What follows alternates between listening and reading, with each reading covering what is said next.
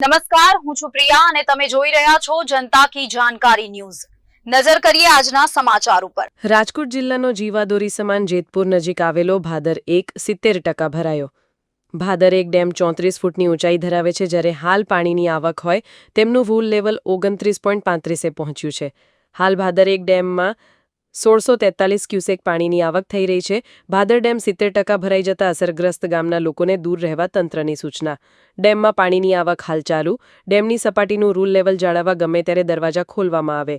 ડેમની નીચેના ઉમરકોટ, વેગડી, ગોંડર, ભંડારિયા, ખંભાલીડા, મસીતાલા, નવાગામ, નીલાખા, જામકંડોરણા, ઈશ્વરિયા, તરવડા તેમજ જેતપુર તાલુકાના જેતપુર, દેરડી, કેરાલી, ખીરસરા, લુણાગરા, મોણપર, પાંચપીપળા, નવાગઢ, રબારિકા, સરદારપુર, વડાસાડા સહિતના ગામના લોકોને નીચાણવાળા વિસ્તારમાં નદીના પટની આસપાસ ન જવા તેમજ સલામત સ્થળે ખસી જવા ફ્લડ કંટ્રોલ રૂમ દ્વારા સૂચના આપવામાં આવે છે। રિપોર્ટર આશીષ પાટડિયા, જેતપુર।